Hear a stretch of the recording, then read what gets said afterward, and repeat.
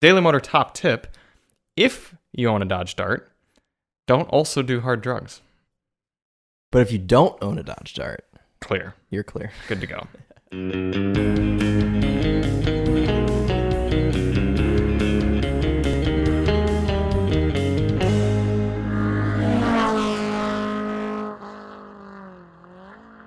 The Daily Motor Podcast, brought to you by the Ypsilanti Township Police Sheriff's Department. Sheriff's Department. Yeah, I think they like to be referred to as sheriffs. Why? The county's always sheriff, but everywhere else is just police, state police, city police. I don't really know the answer to that. Yeah. That's an old one. No, the funnel. Oh. Is that for putting gas in a car? I don't know. I think it's actually from Nathan putting mystery oil in mystery something or other. There was a thing in the moped that he had. Yeah. Gotcha. It's funny. I was just talking to my mother yesterday about how nice Ypsilanti is and how I think Ypsi Township is really, has the upper hand over Ypsi City and Superior Township and everything. And then we come to find, well, we didn't find, but find out that there are 2 dead bodies right by our B lot of cars.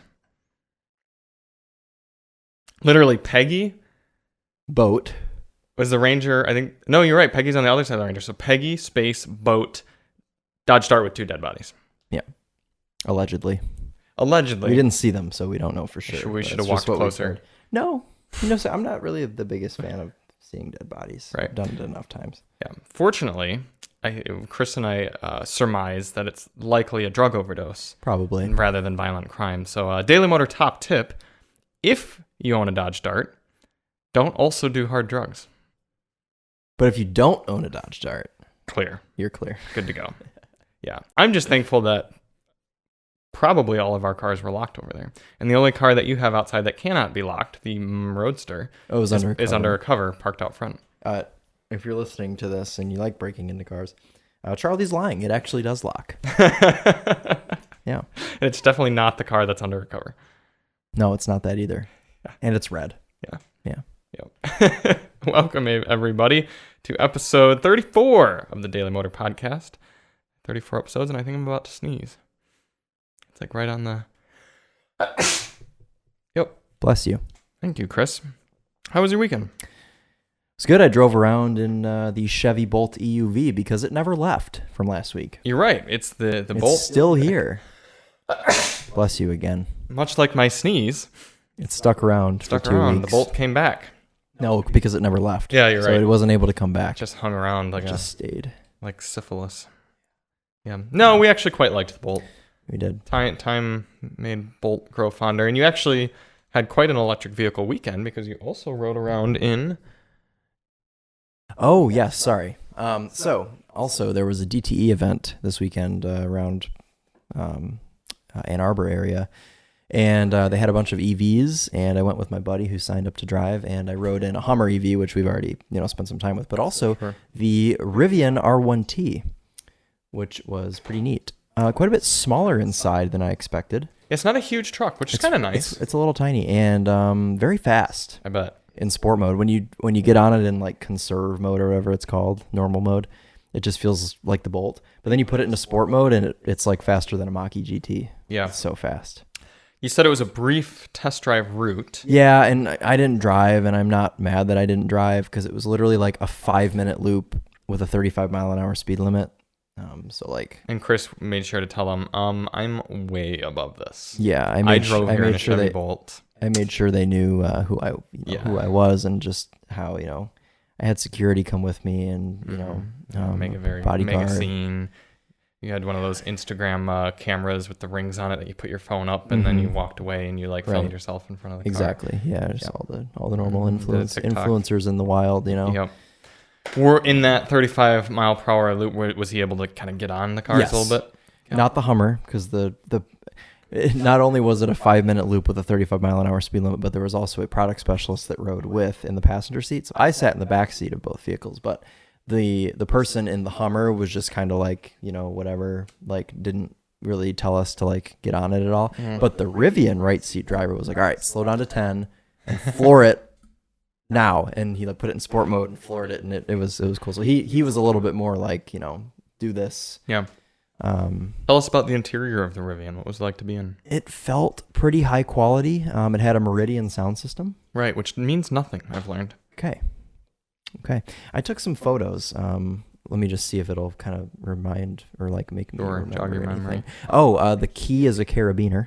That's kind of cool. Which is kind of neat. Yeah, I think that's smart. I took a speak. Oh, not only Meridian, Charlie, though. Meridian Elevation.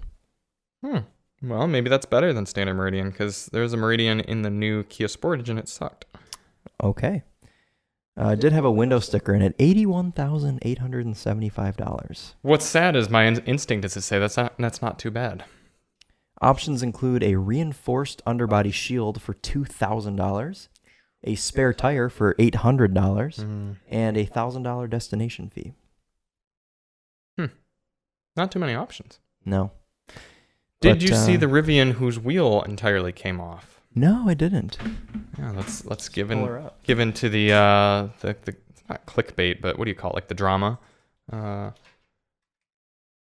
Rivian R1T wheel. It's probably gonna be a newsy thing. You gotta click news, perhaps. Yeah, that's probably smart.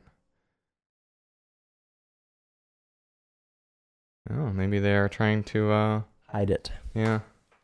Okay, so Charlie read on Facebook that a wheel fell off of a Rivian R1T. Yeah, the like, and it was posted by Ford Motor Company. More like probably General Motors. Yeah. Yeah, Ford and GM are probably not too Hey, did you see the video of the one on a tractor pull? That was a fun. I didn't watch the video. No. Yeah, whatever. It the wheel was entirely off. Oh, good. Mm-hmm. I bet you if I go to within the last week, this will come up. The Rivian, there it is. Oh, good. Yeah. That is for those of you listening. Maybe it was from that curve there. Yeah, that's it's maybe it didn't have the optional $2,000 underbody shield and it just broke. Yep. The upper ball joint separated from the knuckle, apparently, and yeah. Oh wait, what's that? Picked up my R1T yesterday, and then this happened. You just clicked out of it. Scroll down. Down. Yeah, it was in the next post. Hold on. You can you close that thread? It was way down in the next thing. Yeah, you mean? it was the next thread. I know. I think it's gone forever. No, just go back because it was before you clicked into that. Okay. I think. Dang it. Yeah. It was like a security camera photo of probably a truck of maybe that wheel falling off. I see. Yeah. No. Reddit likes to make you lose things forever. That's very unfortunate. Yep. Oh, well. Either way, I would still like to drive one. Did you have a chance to talk with any Rivian PR, or was there not? There was no Rivian PR. Yeah. There. No, nope. It was all DTE employees. Yeah. Well, yeah. Otherwise, I would have. See if DTE can hook us up with an in-transit repair R1T at some point that we can drive around and review with scratches all over its right side. Yeah, that was weird. Yeah. I don't know where they sourced those cars, but the Rivian had a G plate. And if you're unfamiliar with a G plate, in-transit repair, meaning the car is in the process of being fixed. Mm-hmm. And this Rivian that they had at the event had a big-ass scratch down the passenger side, and they were strategically hiding it. So they had all the other cars parked out front in a line. But the Rivian, they were strategically every time parking in the back with only the driver's side facing. There you go. So, yeah. Yeah, I think that maybe we should just start buying in-transit repair plates for all of our vehicles and then just put one convenient like scratch mark in a panel that's very easy to fix. Or a decal of a scratch. Yeah, there you go. Clear decal of like a hefty scratch. And then if we were to ever get stopped, be like, well, I'm driving it right now to the place to get this fixed. Yeah. If you're listening, Michigan Secretary of State, we're not doing that. No. And also I think it could be mechanical repair. So you're right. You could say it needs an O2 sensor of some sort. Yeah.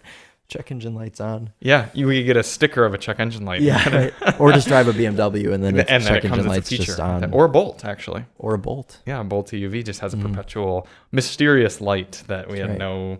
You know, most vehicles have like a vehicle information screen that if there were any messages for the vehicle, it would tell you what's up. Couldn't find that for the Bolt. Excuse me. Yeah. So yeah, the Rivian seems cool. It's just I don't think anyone's gonna ever get to buy them because they gotta actually build a lot of them, and they haven't been doing that. I feel the same way with Lucid. I'm sure the Lucid cars are very cool, but they've built like 1,200 so far this year. Like it's not a lot, and they have like 20,000 reservations or something crazy like that. Like getting to mass production is hard, and people give Tesla a lot of shit for all of Elon Musk's ridiculousness, but like the fact in 10 years they got from where they were to where they are, no one's been able to do that since like what's the most recent car manufacturer? The Koreans, Hyundai essentially, and they had to go through like 15 years of building shit boxes. Mm-hmm. Yeah, so we'll see what happens with Rivian and Lucid. And Aptera. Yeah. The Topher has an order on an Aptera, which is a 3-wheeled electric vehicle that you can equip with solar panels, and it's supposed to be able to essentially recharge itself just by parking it out in the sun. But I don't think that'll really work much in Michigan. Michigan doesn't get a whole bunch of sun compared to the South. For half the year we do. You can drive your car for half the year. A lot of people have winter beaters anyway. True. I wouldn't want to drive that dinky thing in the snow anyways. Yeah, you only have one drive wheel in the rear. That would not. Although it'd probably be a lot of fun, just not very good at propelling yourself forward. Right. It'd be like riding a bicycle in the snow. Yeah. Fun news about the Topher. He just got an allocation for an 11th Gen Civic Type R. Clap, clap, clap, clap, clap, clap. You know what would be awesome is if he actually got his allocation before the press cars came in, and he got like the first review, and we got like the second review ever. That'd be really cool. Yeah. Yep. So everyone stay tuned to the Topher for Civic Type R content. He thinks he's going to get championship white, which I think is a good move. Yeah. Yeah. I think that thing looks sharp. And he's going to get $1 million YouTube dollars. That's right. Yeah, for him. Last week, we were going to drive an Infiniti Q60. But it broke down at the dealership. Technically not broken, just misaligned, apparently. What? Okay. It was at the so dealer it broke for down at the dealership. And also this week, Infiniti announced they are killing it. Wait, did they really? Yeah. No, literally this week, Infiniti announced that the Q60 is dead after 23 model year. Bruh. Yeah. I don't blame them, but I would have liked to. I mean, we'll still probably get it. And now when we get it, we get to do the same thing we did with the Passat and just sad violin as we drive it. And then we go, yeah, we get it. Yeah. Go buy a crossover. And then at the end, you're like, oh yeah, go buy a crossover, even though that's not what we stand for. But you know, not what I stand for. I don't own any crossovers. Yes, you do. Oh, you're calling the ML an SUV? It is an SUV from the early 2000s with a V8 frame. motor. It's not a body on frame. Oh, but it does have a V8 motor. And therefore not a crossover? Correct. Okay. And it's an AMG, so hand-built, signed engine. I get the whole, sedans are dying and they shouldn't be because they're great. But on the flip side, SUVs just make more sense from if you're moving around a giant hunk of metal on 4 wheels, why not optimize the space that you're doing it with? Unless you're someone who drives a lot on the highway, kind of makes sense to have a more bulbous vehicle that can put more things and people in and is easier to get in and out of. So from Charlie, Daily Motor top tip, if you're looking for your first car or something like that, don't get a Nissan Versa or a Chevy Spark or something. Go buy a Cadillac Escalade, because that's the biggest sort of vehicle you can have on the road, maximize your space with. I didn't say biggest. I said maximize your space, your footprint, for example. And I'm not even saying all crossovers are necessarily good at that. We have the Lexus UX, which we'll get into more here in a moment. Yes. But I don't think that's a very good utilization of space either, even though they would call it an crossover. More of a hatchback. Yeah. I think the Chevy, the Honda Fit was an excellent car, but now that's gone because everyone's just buying HRVs. Yeah. But the Fit utilized space very well, and I would say it'd make more sense to get a Fit for a lot of people than an Accord. And so, or what's a small, probably an HRV in a lot of cases. HRV, yeah. But as long as you're okay going 0 to 60 in 16 seconds. Yeah, those things are quite slow. The Fit was cool. You can get a manual. Dude, I love the Honda Fit. I actually really want to own a Honda Fit. Ben Profit owned a 2nd gen Honda Fit. You track it? He took it to autocross a few times, but it wasn't like a primary thing. He owned it for like 8 years. It was his first car. He did a ton of things to it. Manual. Went through an engine, and which is surprising on a Honda. Had to do an engine because the timing chain broke. That's a shame. Yeah, but engine swap was only like $3,000, and I like when people take Honda Fits and lower them on RPF ones and sticky tires and do like a lot of cool little. Oh, Charlie's receiving a phone call. Stand by. At least he doesn't have a nosebleed this time. Hello, this is Charles. Good. How are you?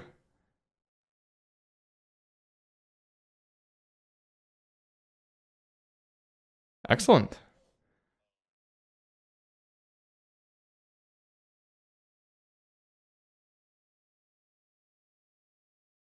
Okay, sounds good. Are you familiar with our complex? Okay. All right, great. Well, we will be ready. We got the keys up in the UX right now, so it should be good to go. And if you don't mind just putting the car where the UX is, then we should be all good.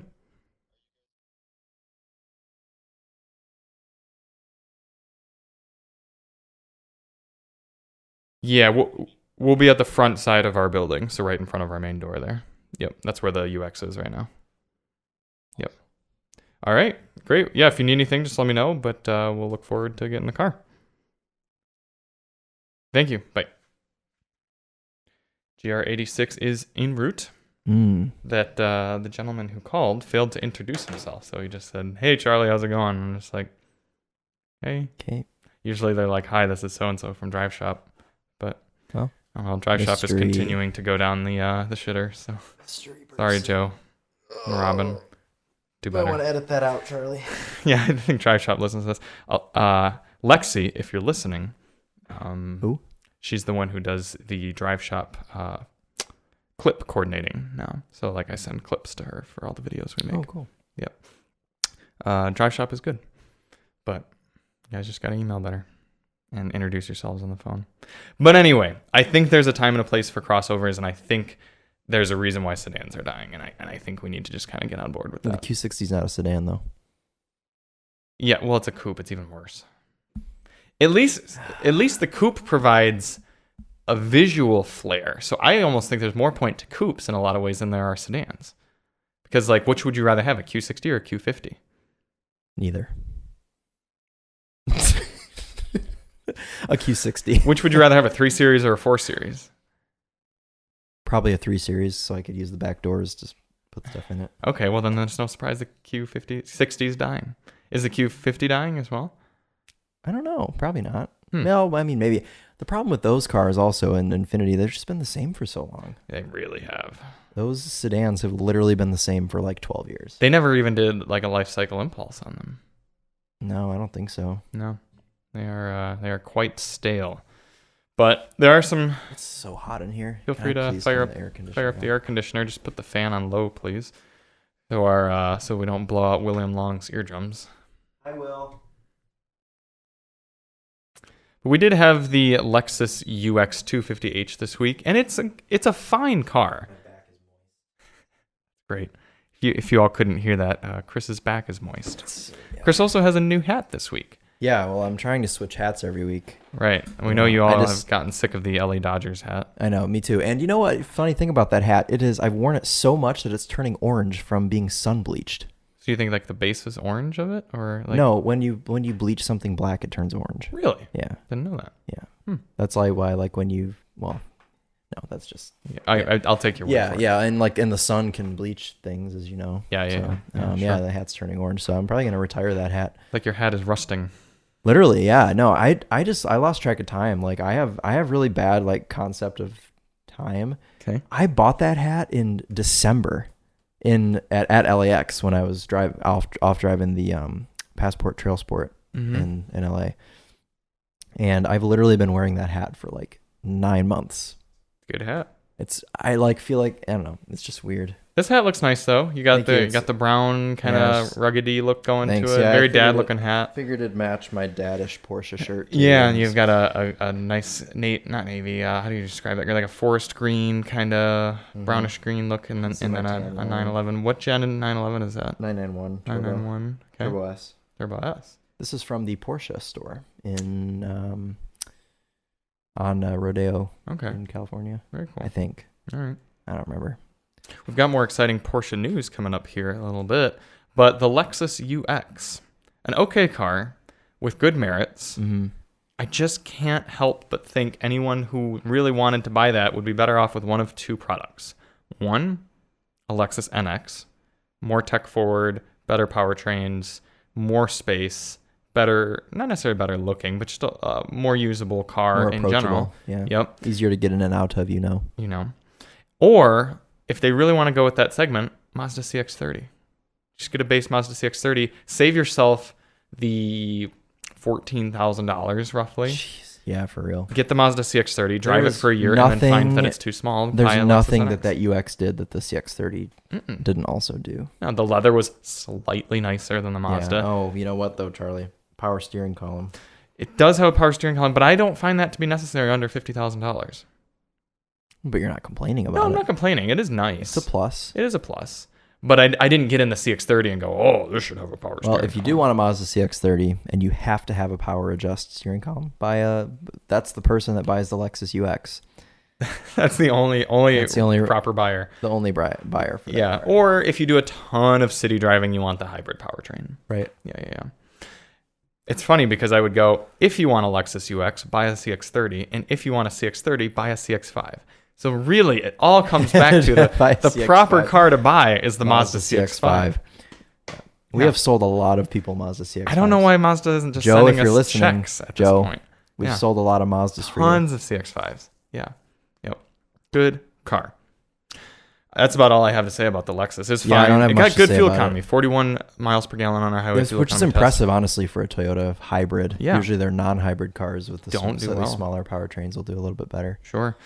That's the first fuel economy test I've done in a while. You've been doing all of them, and I've been doing the EVs. I haven't done one in a while either. Sure. Honestly, I haven't done Yeah. one since the Cadillac XT4. Okay. was the Yeah, last it's been one a I few did. weeks. Wow. Yeah, so I'll be doing like 2 of them this week. So Mhm. and Yeah, you're gonna you'll do do a one few. also, I think. Yeah, I did it from the Rossonville Road exit this time. So I Oh. used I started That area gives me anxiety. I can't. It's not It's great. too chaotic. But because that mobile station is right by the highway there, you can kind of just like slip out and you don't have to deal with the other side by the fast food places. No.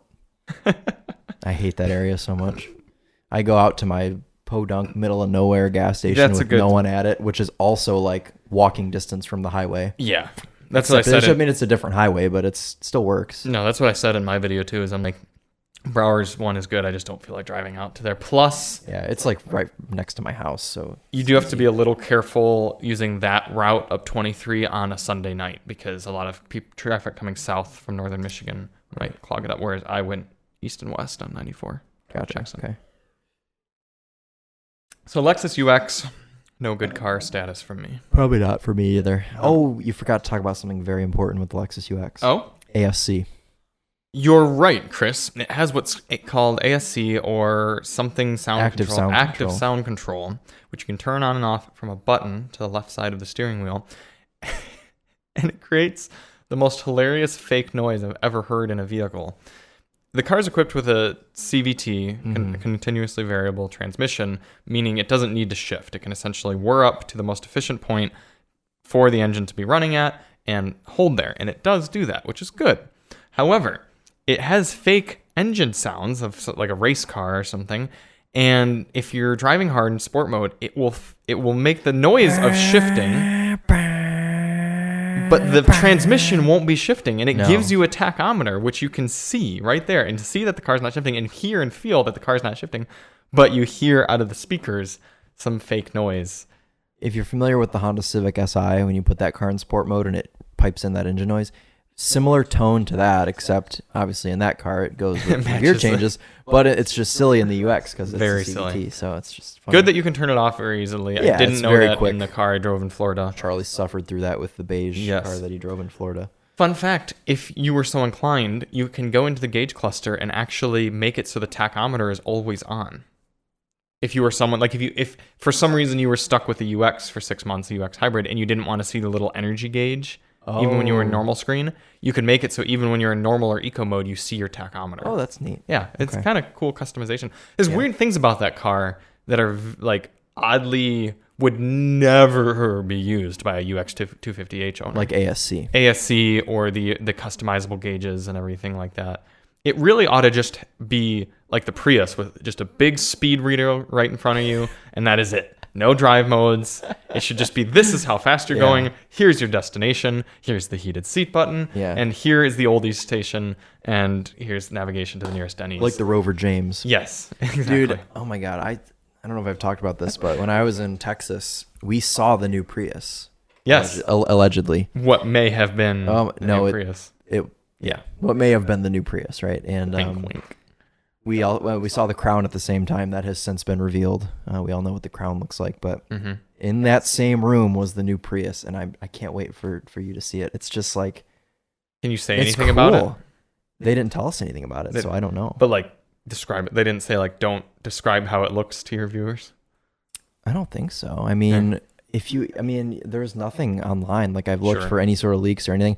Some people have done renders that are 50, 60% of the way there, kind of like it looks Sure. vaguely like some of the renders that you could go online and look up 2024 Prius Mm-hmm. or 2023, whatever. And some of the renders are kind of close, but like the one that they showed us looked like it was production ready. It was not a concept car. It literally looked like, it was ready to just go out on the road. Here's a question. The third generation Prius, the one previous to this one, actually looked quite okay, It's I nothing think. like that. So Not then the even- fourth not even one, close. the fourth one is very ugly. Would you consider this sorry. new one to be either decently attractive or very ugly? I think it's attractive, and it looks nothing like the it current looks one. nothing like the current Prius. Cool. Nothing like it. Cool. Like not even close. Okay. Not a single thing is similar. So how did you know it was a Prius? Because it said Prius on the back of it. Allegedly. That's a giveaway. Yeah. I bet you one of their Prius models will be full electric.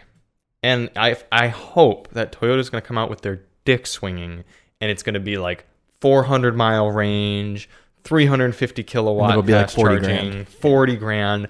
Because that's what was so cool about the second gen Prius. Not the first one that was a sedan and sucked and there was in Gilmore Girls and everything like that. You get a manual in that one though. No, you couldn't. Prius? Okay. You could get a manual Prius? Mm-hmm. The first gen Prius you get manual. Sorry, I didn't mean to distract you. How haven't I Keep owned one of these yet? going. You could also get the first gen Civic Hybrid in a manual. Well, yeah, I know that. Yeah. You could get a lot of Civic hybrids and manuals, all the way up to the 7th gen, I think. Like the car that was made up. right. Yeah. But what year would that Prius have been? Like a 2000 Toyota? No, I guess it was a 2001.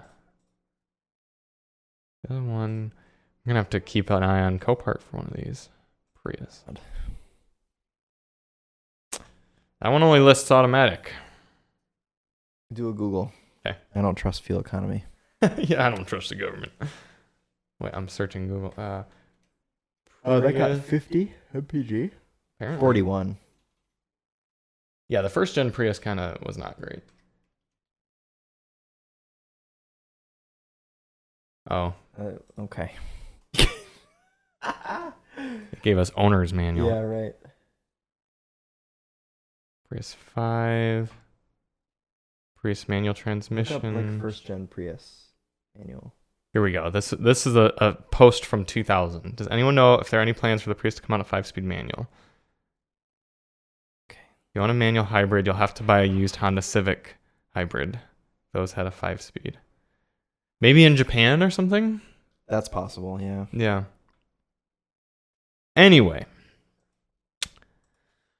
the second generation Prius was such a good and revolutionary car in its efficiency. You owned that. I did. Did you own I did have a second gen Prius. That it was, it was groundbreaking. It was truly revolutionary in the industry. It was even a Car and Driver 10 Best car, 2004. The second gen Really? Prius. Yeah, it was that good. So I would like Toyota to do that again with the Prius with a full electric. And I'll buy one. Toyota, on record, if you come out with a new generation Prius and it's full electric and it gets at least 350 miles of range, Am I losing my mind right now? has at least 250 kilowatt fast charging, maybe even 200, and costs starting price under $40,000, I'll buy one. Okay, well. Anyways, the second gen Prius is the one you owned? Yeah. The one that looks like an egg? Yes. I learned how to drive on one of those. That was my driver's ed car. Great car. Mm-hmm. Yeah, it really was. But which, as a 14-year-old, I thought was the most uncool thing in the entire world. Sure. But now looking back, okay, there was one Prius in the fleet. I learned to drive at Sears, which does Sears even exist anymore? Not really. Okay. Well, they had a fleet of cars. There was a one Prius. There were 2 Pontiac G6s, which at the time weren't super old, I don't think. No, it's a fairly modern car, though. And then there were a couple of Malibus, just like a bunch of trash GM cars, and a Prius. And I remember showing up the first morning, and I was like, oh, God, please don't let me have the Prius. Please don't let me have the Prius. And, of course, I had the Prius. But now looking back, I'm glad that I learned how to drive on that car versus a crummy G6 or a Malibu that's all clapped out with 200,000 miles on it, you know? Yes. I learned on a Geo Metro. Oh, really? Yeah. How did I never know that? Yeah. Very, very garbage. Which, I mean, to be fair, I'm sure we had both driven cars. That was probably like a 3-speed automatic. I think it was. Yeah. Very garbage. And the woman, she wasn't a woman then, she was a girl, that I learned to drive with, my partner, if you will. There was the instructor, and then there was a second person in the vehicle, was so horrendous at driving. And I had so much experience because my father had let me drive cars up and down the road and everything, and 4-wheelers and snowmobiles, all this stuff, that we were supposed to have 30 minutes each in the car for the first session. She took about 50 minutes, and I got the last 10. She was so bad, in fact. We were coming down a hill, and the sun was shining bright near the end of the day. She took her hands off the wheel and covered her eyes. And the instructor had to reach over and grab the wheel and said, what are you doing? And like use his brake pedal. And she was like, the sun is in my eyes. And he's like, you can't just not drive. Oh my goodness. She was kicked out of the course after her second session and had to take it sometime in the future. Wow. Yeah, okay. she was that awful. I had 2 partners in my car. Okay. Just two friends that I went to school with. That's nice. And then my driving instructor was also a woman. Okay. So it was her, and then my 2 friends were both girls. So I was the only guy, but her name was Denise. Thank you, Denise. And thanks for teaching me how to drive, Denise. Mm-hmm. She was nice. She was interesting. She was an interesting lady, but she always complimented my driving and whatnot. So yeah. What were some cars that you drove as younger than that your like parents let you kind of my Cobalt SS? They let you kind of get used to that. Yeah, because I got that when I was 14. Wow, they got you that one. Wow. Okay. Yeah, my grandpa always my grandpa's the reason that I'm into cars, because he's the one that took me around all the cars and stuff. So growing up, he was always like, oh, I'm gonna get you your first car. Mm-hmm. And so yeah, I got the Cobalt SS Turbo, and I got that before I had any sort of permit or anything. So that you just got to. I was freshly 14. I was in the garage and shifted a bunch. I had just turned 14. I was like, That's almost evil. Like it's cool, but it's evil because it's just sitting there. My dad would drive it, and like I would ride around with him in it. Like we'd take it out and go screw around with it and stuff. And at the time, it was only like a 3-year-old car. Like it was really cool. Yeah, I'm coming up on 10 years next month of ownership of that. We should do like a little anniversary video. 10 years. 10 year anniversary. Middle of September will be 10 years. Okay. It's crazy, dude. A month from now. Yeah. All right. So I had driven that, and then at the time, my mom had a 2011 Durango that she was leasing. Base model, cloth seats, V6, 4-wheel drive with 3rd-row seats, but that was it. Was that the facelifted version of that generation? No, that was I think the first year of the current gen that's now 2011. Okay, those are cool. Back then, yeah, they were like. I remember there was a commercial. It was like the Durango. It's been over in Europe. It's been testing. It's been like basically like building it up. Like, oh, the Durango's been in the gym, like, punching bags, whatever. Totally redesigned. But yeah, no, that car was kind of a big deal back then. So she had one of those, and I had done a bit of driving in that car. And then my dad had a Dodge Ram at the time that I never drove, but very shortly after he bought also a first year car, 2013 Fusion. It's the first year of that. That was a good one. Most recent body style. So I got quite a bit of time in that. I took my driver's test in that car. Okay. And yeah, I mean, that was about all I had driven, I think. I mean, other than cars around the parking lot at my Ford dealership job. Sure. So. The name of which we won't mention on this. Yeah, because I did drive cars there as a 15-year-old. Sure. So. Okay. Yeah. My dad had around the time that I was getting comfortable driving. Fortunately, we lived on a private road a lot, so I would often get to like sit on his lap and drive when I was really young and stuff. He'd do the pedals and everything. But about the time when I was like similar age, like 14 and everything, he had a GTI DCT, which was very cool. And then he had, after that, I don't know which gen this is, B5 5, like a 2003-ish Audi A4. Oh, cool. That B5? No idea. Okay. I don't know Audis at all. For Audis? Okay. No. That was a manual, tan interior, very nice. Yep, very so cool. You probably learned manual on that car. Yep. Cool. Yep, 3-liter, naturally aspirated, not the turbo, which was good. And yeah, that was a really nice car. I really liked that quite a bit. And then just kind of little things here and there. And cool. I think he had a front wheel drive Mariner when I got my license. So I would occasionally drive that, and then I had my Taurus when I Ford family. Yeah, we've always kind of leaned toward Fords. I don't know. Well, I guess partially because my grandfather worked for Ford, but there you go. Yeah. And well, actually 2 grandfathers worked for Ford, so both on my mother's side. So I think my dad just kind of, he's had F-150s and things like that and stuff. It wasn't until he had his last F-150 was the facelifted model that started in like late aughts and went up until like 2014 or so. He had I think it was a 2014 is what he owned. And he just never really bonded with that truck. It was just like, kind of had a few little issues here and there, kind of felt cheap. Was it an EcoBoost? Yes. Okay. Yep, it was an EcoBoost. Those engines, those earlier engines, they have issues. The 3.5s. Yeah. They rattle. Yeah, and I think Ford put some real shitty tires on there, so he wasn't impressed with those in the winter and stuff. And because people always say it's a good car in the snow or a bad car in the snow, it's almost always just the tires. The tires is pretty much all that matters. Yeah. You know what's funny about speaking of Ford putting shitty tires on cars? My mom's most recent car, prior to what she's driving now, was a 2017 Explorer that she leased. Okay. Loved it for the first 2 years. But then the shitty hand-cooked tires that Ford put on there were bald in 2 years. Literally with, I think, 30,000 miles. Sounds about right. 30,000 mile tire that they put on this car that they know people are going to be doing 3-year leases on, right? 3-year leases, you usually you drive over 30,000 miles in 3 years, unless you don't drive anywhere. Sure.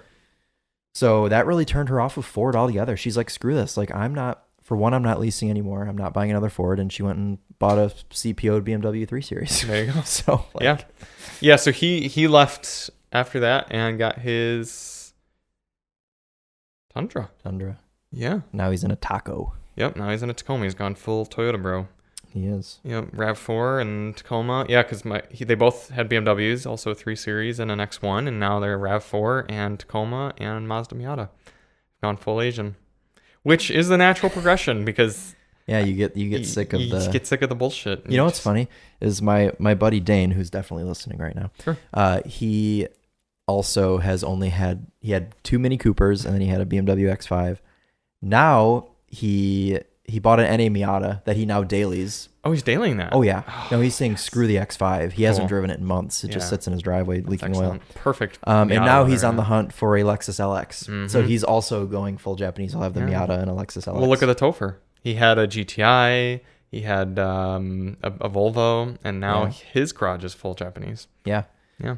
I did that in the way that I've always had a Japanese car, like my Lexus IS, because I had a Ford Probe that was such a pile of shit that I was like, I cannot buy another American car of, as an 18-year-old, what budget do you have? I had like $8,000 to spend on a car. And at the time you could buy a really nice manual IS300 for $8,000. So that's what I did. Yeah. And that car was unbelievably reliable for college. Has been. Yeah. And it's sitting right out behind this wall. And if you went to it, it'd probably start right up and just drive away. No, it's been fine. I've done a bunch of maintenance on it, but other than that, it's been really good. And that car opened my eyes to. I had only ever been really around American cars, so owning that Lexus was like, holy crap! Like it can be this is a 15-year-old car, and it feels so. And no interior rattles, nothing. Everything worked. I was just like, oh my god! Like where has this been for my 2 years that I've been driving, like where have you been all my 20-year life? Yeah, right. Yeah. No, so that was really cool. I'm so glad I bought that car, and I don't think I'll ever sell it. Yeah, I understand. Yeah, it's a cool one. I had the Prius and my Infiniti MX-35, which was great, 200,000+ miles, and even my dad drove it downstate once, and he was like, "There's no rattles or anything." I'm like, were you a teenager when you had that?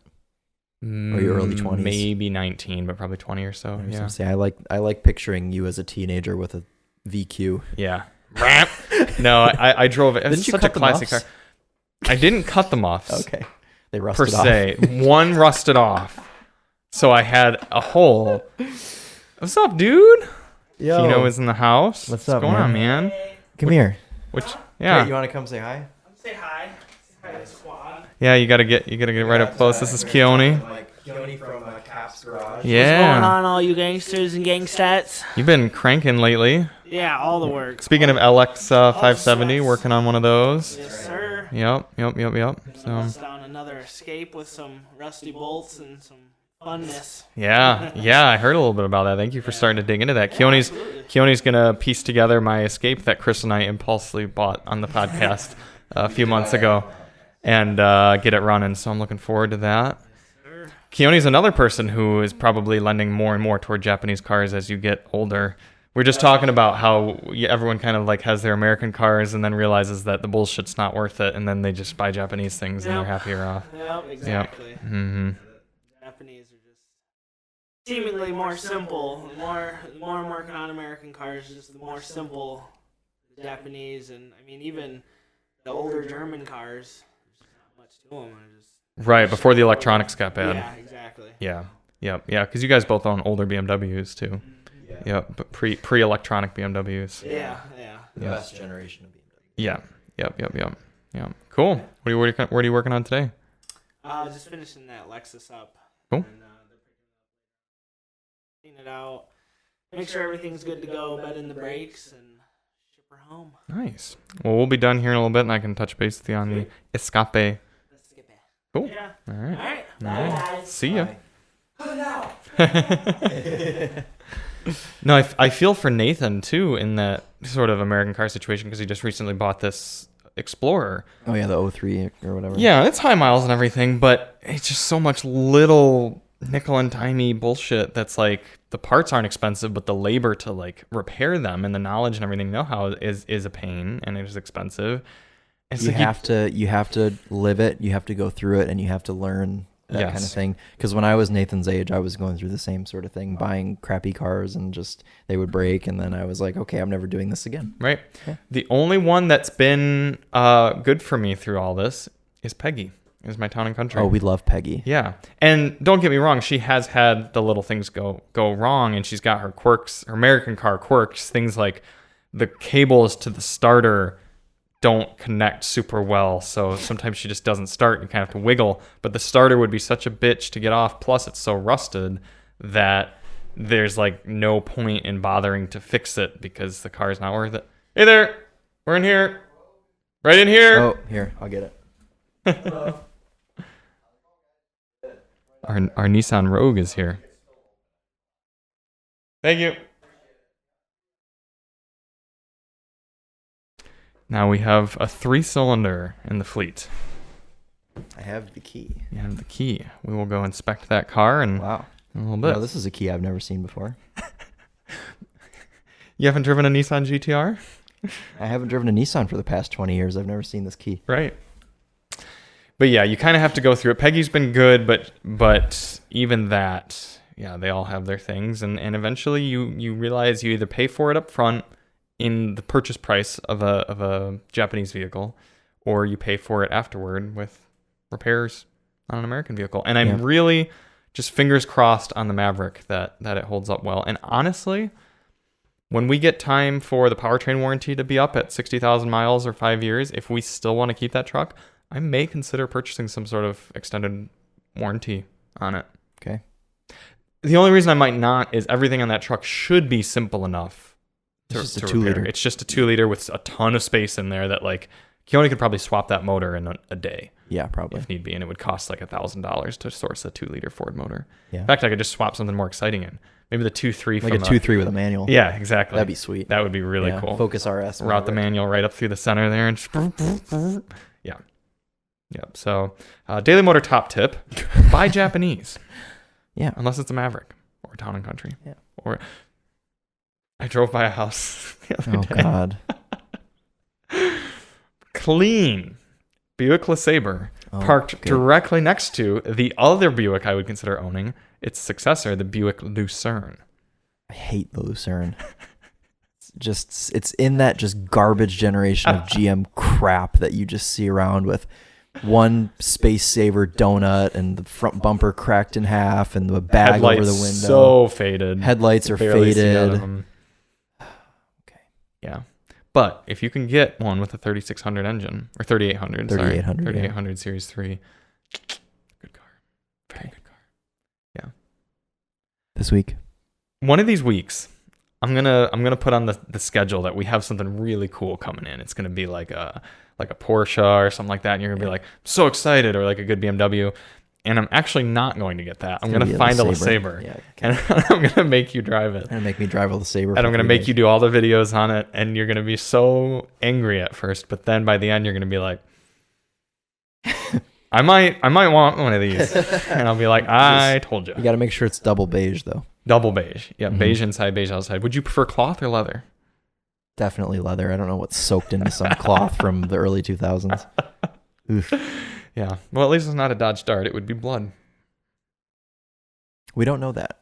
You're right. It could just be heroin. Heroin. Yep. A very harrowing experience. Mm-hmm. Going out there and finding 2 dead bodies in a Dart. Yeah. This week at Daily Motor Headquarters, we have some exciting cars. As you saw, Yes. Nissan Rogue. With a 3-cylinder motor. 1.5 liter dual overhead cam turbo 3-cylinder. With an Xtronic CVT. So, it's orange. Oh, yay. Let's get this straight, everyone. Before we even drive the car, let's point out. It's a platinum also. We are dealing with a 3-cylinder engine paired to a CVT. Yeah. In a compact crossover. Yeah. One of the larger ones.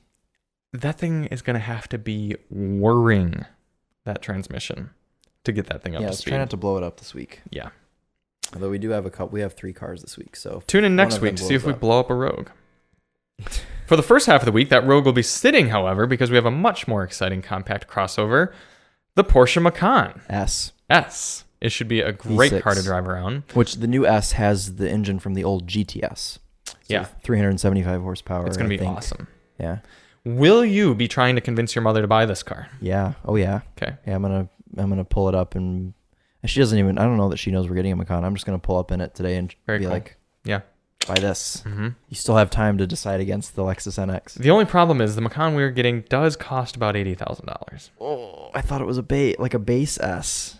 I thought it didn't have any options. Might be like 71,000 then. Yeah. Is it the blue one? I don't know. Okay. Yeah, I haven't looked. We could try to see right now if it's up on our... Because Car and Driver had a blue one. Okay. Like a navy blue one. Probably that then.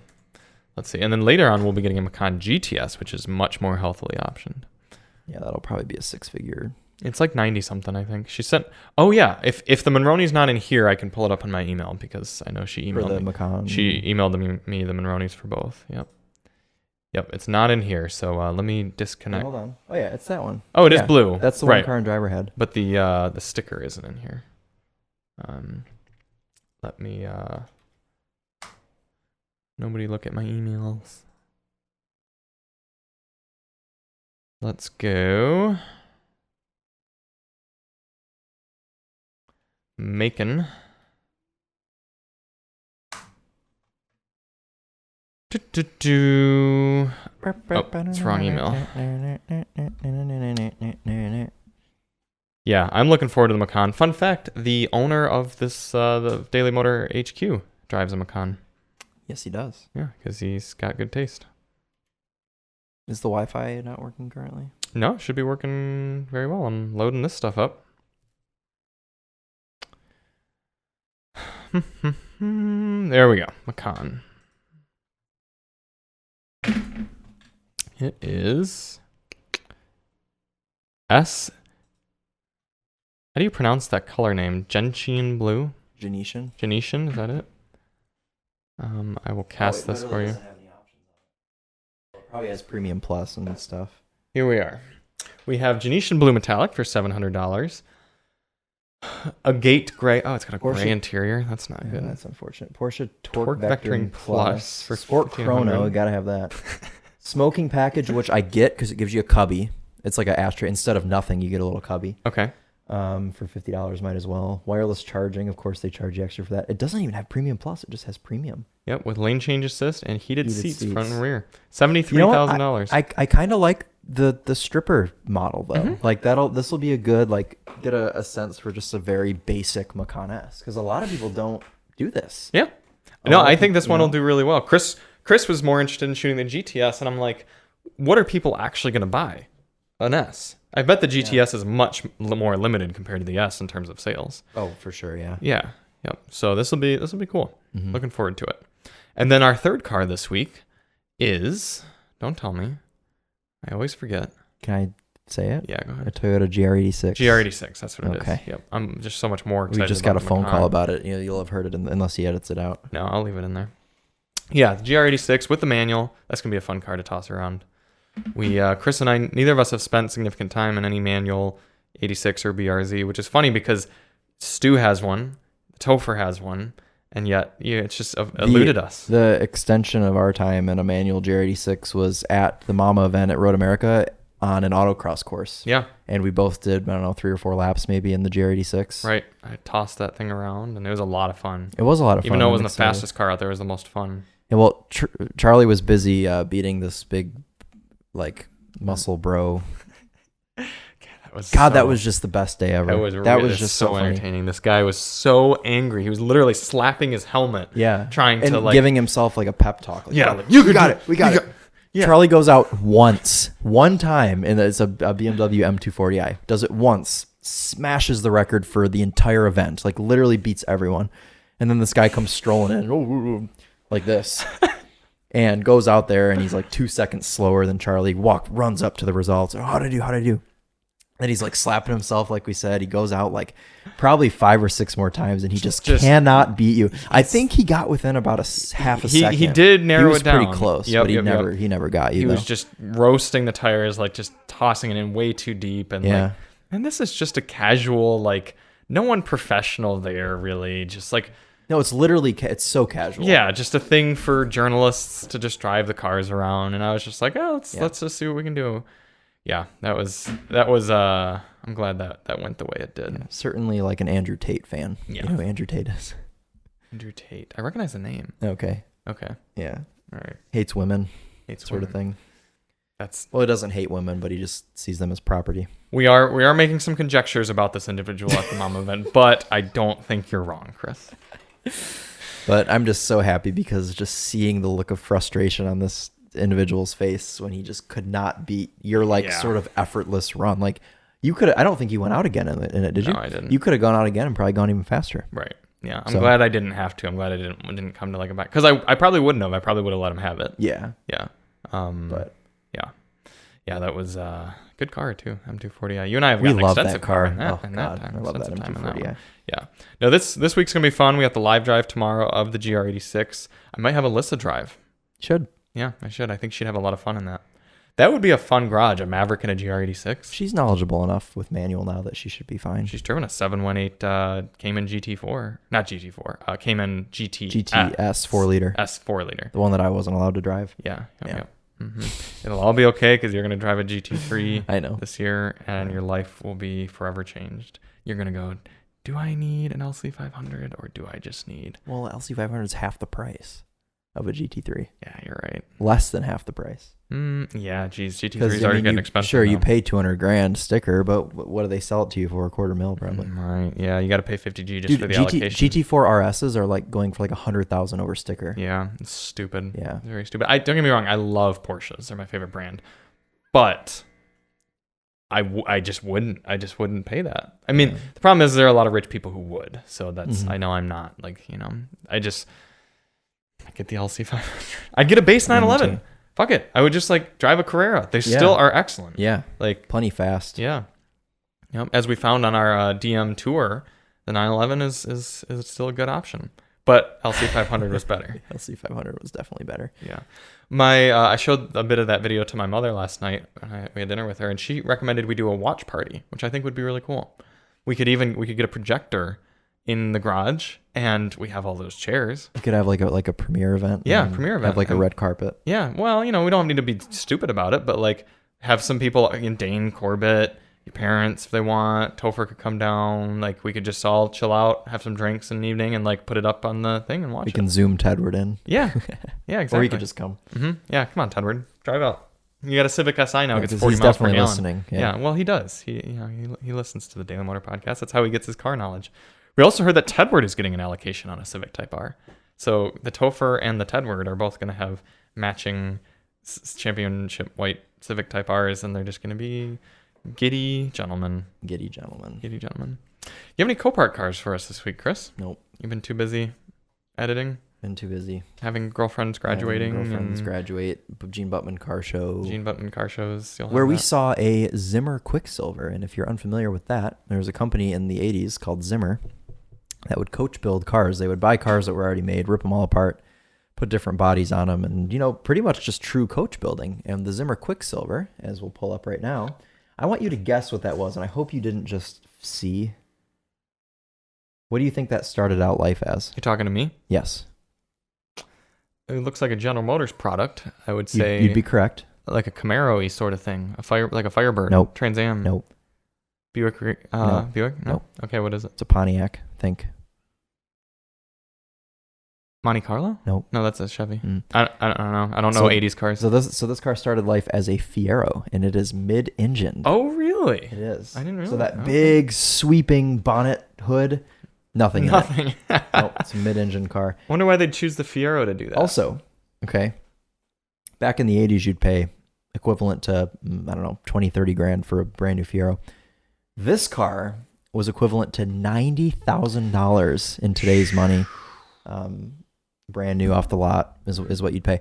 But also, Zimmer, they aren't actually very well known for this car. They're actually more well known for some of their other cars that they've made. Just look up Zimmer car. I don't know what that was. Zimmer car.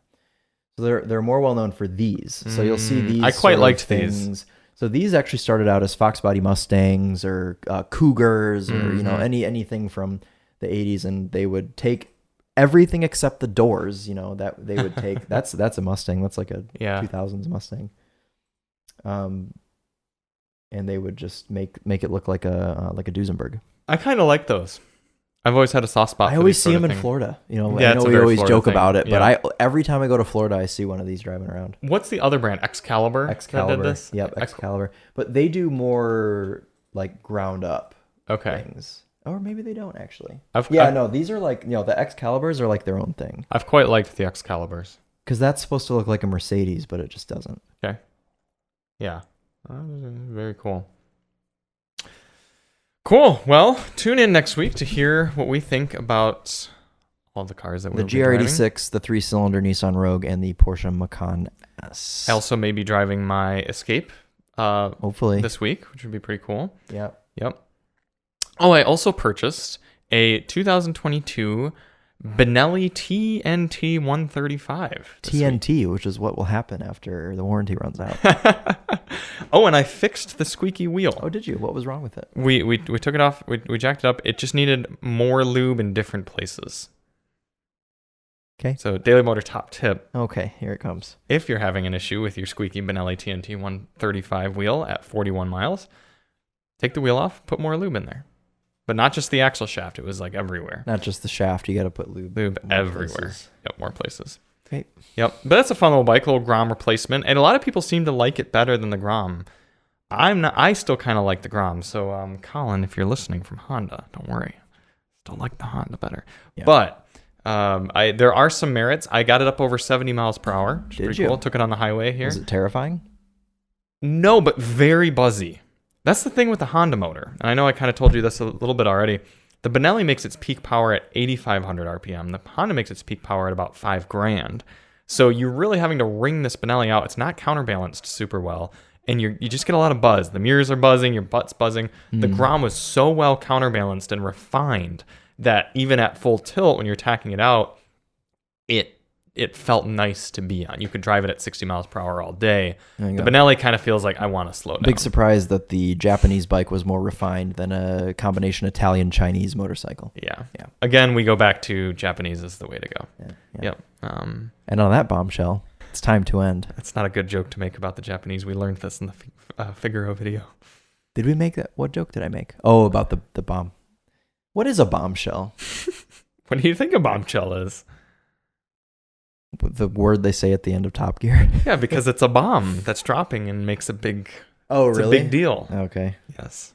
So please excuse our Excuse our me. offensive. I think we've buttered the Japanese up enough this episode that they can be knocked down a peg. Yep. We'll see you next week on the Daily Motor Podcast if we haven't been banned. That's right. You're right. That's right. Join us, and we'll speak at you then. We are Charlie and Chris with Daily Motor, and as always, Drive on.